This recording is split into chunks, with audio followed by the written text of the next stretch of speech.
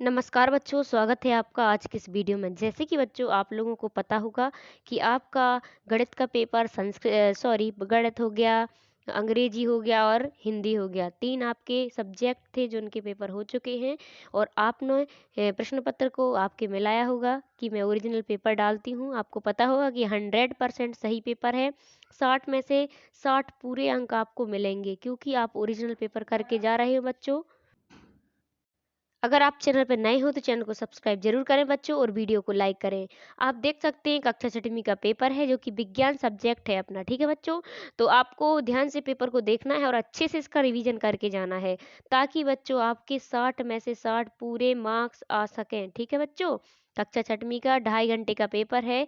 अभी आप लोग पेपर दे के आए हैं तो आप लोगों को पता होगा कि इसका टाइम 2.5 घंटे का है, ठीक है बच्चों। आप लोगों ने 3 सब्जेक्ट के पेपर दे दिए हैं जो कि स्कूल में जाकर के दिए होंगे। सत्र आपने देखा होगा कि 2024 से 25 के बीच का सत्र है और विज्ञान का पेपर अपना है नेक्स्ट, ठीक है। चौथा विज्ञान का पेपर है, कक्षा 6वीं है बच्चों, ठीक है। आप देख सकते हैं इसी प्रकार आपको सारे पेपर मिल जाएंगे जो कि आपका सामाजिक बचा है, संस्कृत बचा है। तो चैनल से ऐसे ही जुड़े रहें। अगर चैनल पर नए हो तो अभी के अभी जाकर के सबसे पहले चैनल को सब्सक्राइब करें, वीडियो को लाइक करें, कमेंट करें और बिना स्किप किए बिना कट के वीडियो के अंत तक ज़रूर बने रहें, ठीक है बच्चों। आपको पहले ही पेपर मिल जाता है एक दिन पहले, तो आपको अच्छे से रिवीजन करके जाना है ताकि आप क्लास में सबसे फर्स्ट भी आएँ और आपके पूरे में से पूरे मार्क्स आ जाएँ, ठीक है बच्चों। अगर आप मेरे पेपर देख के जाते हैं तो आपका एक भी नंबर नहीं कटेगा, सारे सारे नंबर आपको मिल जाएंगे, ठीक है बच्चों।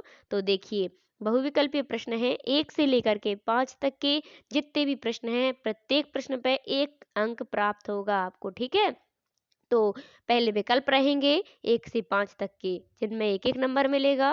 फिर इसके बाद 6 से लेकर के 10 तक के रिक्त स्थान यानी कि जो खाली स्थान रहते हैं वो रहेंगे, तो उसमें 5 नंबर मिलेंगे। और बच्चों मैं आपसे बार बार बोल रही हूँ कि इसके पार्ट 2 रहेंगे। पार्ट 1 में रहेगा 1 से 10 तक के, ठीक है, जो कि टिक रहेंगे और खाली स्थान रहेंगे।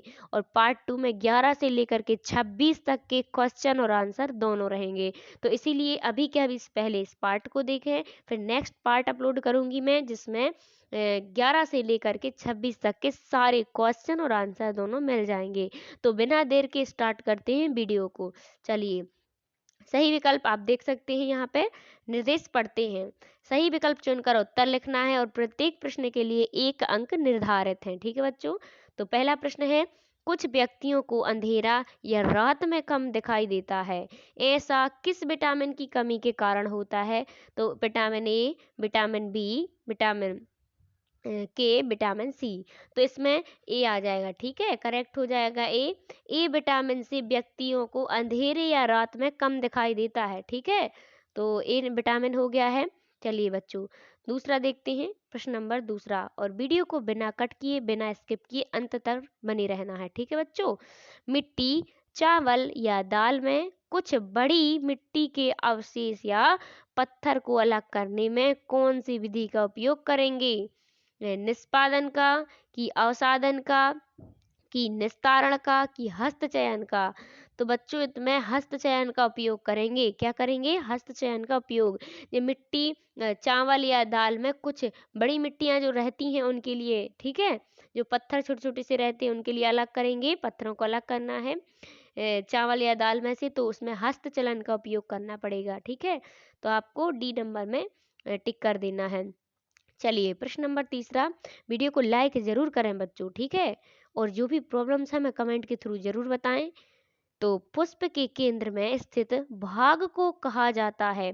जो पुष्प के केंद्र यानी बीच में केंद्र में उपस्थित भाग रहता है उसको क्या कहते हैं। तो पुंकेसर कहते हैं, स्त्री केसर की वाह दल पुंज की पंखुड़ी, तो उसमें स्त्री केसर कहते हैं, ठीक है। जो पुष्प के केंद्र में उपस्थित भाग रहता है उसको स्त्री केसर। तो वी करेक्ट हो जाएगा। तो वी में आपको टिक करना है, ठीक है बच्चों। फिर चौथा प्रश्न है निम्न में से कौन सा सही मेल नहीं है। तो मनुष्य और फेफड़ा, ये तो सही मेल हो गया। मछली और गिल्स, केंचुआ और त्वचा, और इसके बाद कॉकरोच और क्लोम, करेक्ट हो जाएगा कि इसमें नहीं पूछा है। जिस भी चीज़ का मेल नहीं हो रहा है, तो कॉकरोच और क्लोम का मेल नहीं हो रहा है, बाकी केंचुआ और त्वचा का मेल हो रहा है, मछली और गिल्स का, मनुष्य और फेफड़े का मेल हो रहा है। ठीक है बच्चों, चलिए नेक्स्ट प्रश्न है, ठंडे प्रदेशों में पाए जाने वाले जीवों की विशेषता क्या है? तो तेज भागना, कद में छोटा होना, मोटा होना या फिर घना होना। तो बच्चों इसमें कद में छोटा होना, जो ठंडे वाले प्रदेश रहते हैं उनमें कद छोटा होता है, यानी कि इनकी हाइट ज़्यादा लंबी नहीं होती है। ठीक है, तो 1 से 5 तक के प्रश्न आप देख सकते हैं, प्रत्येक प्रश्न एक एक नंबर का था। नेक्स्ट रहेंगे फिल इन द ब्लैंक्स यानी कि रिक्त स्थान। तो निर्देश क्या है, सबसे पहले निर्देश पढ़ते हैं। दिए गए रिक्त स्थान की पूर्ति कीजिए, प्रत्येक प्रश्न के लिए 1 अंक निर्धारित है। तो यहाँ पर रिक्त स्थान दिए हैं 1 से 10, 6 से 10 तक के 5, ठीक है, जिनमें प्रत्येक में एक एक प्रश्न में एक एक आंसर मिलेगा। तो चलिए छठवां प्रश्न, चीनी जल में क्या होता है? विलय हो जाती है। क्या होती है बच्चों? विलय हो जाती है। ठीक है, तो इसमें आपको विलय कर देना है।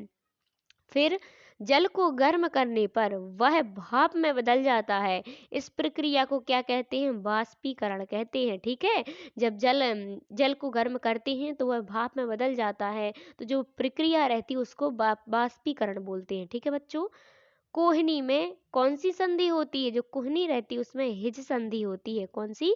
हिज संधि होती है। ठीक है बच्चों, फिर 9वां प्रश्न है, स्थल पर पाए जाने वाले पौधे एवं जंतु के आवास को क्या कहते हैं? क्या बोलते हैं बच्चों? उसको स्थलीय आवास बोलते हैं। ठीक है, क्या बोलते हैं?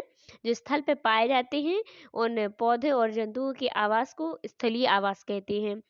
यहाँ पे सफेद आएगा, तो प्रश्न क्या हो जाएगा कि सफेद रंग के प्रकाश को प्रिज्म में से गुजारने पर 7 रंग का प्रकाश प्राप्त होता है। तो यहाँ पे सफेद आ जाएगा। ठीक है बच्चों, तो आप देख सकते हैं 6 से लेकर के 10 तक के प्रश्न थे, जो प्रत्येक प्रश्न एक एक नंबर पर निर्धारित था। तो आपने देखा होगा कि 6 से 10 तक के प्रश्न हैं, ये प्रत्येक एक एक नंबर के हैं। तो बच्चों आज के इस वीडियो में इतना ही। अभी थोड़ी देर से वीडियो सेकंड अपलोड होगी, पार्ट दूसरा, जिनमें आपको 11 से लेकर के 26 तक के प्रश्न और आंसर दोनों मिल जाएंगे। ठीक है, तो पार्ट 1 में 1 से लेकर के 10 प्रश्न थे, आप यहाँ पे देख ही सकते हैं। फिर 11वां प्रश्न रहेगा, 12, 13, 14वां प्रश्न रहेगा, 15, 16, 17, 18, 19, 20, 21, 22, 23, 24, 25 और 26। ठीक है बच्चों, जो 11 से 26 तक के प्रश्न हैं नेक्स्ट पार्ट में रहेंगे, जो पार्ट 2 रहेगा उसमें उसके आंसर रहेंगे और क्वेश्चन दोनों रहेंगे। ठीक है, तब तक के लिए थैंक यू, धन्यवाद बच्चों। मिलते हैं नेक्स्ट पार्ट में, जो कि पार्ट 2 है। ठीक है बच्चों, धन्यवाद।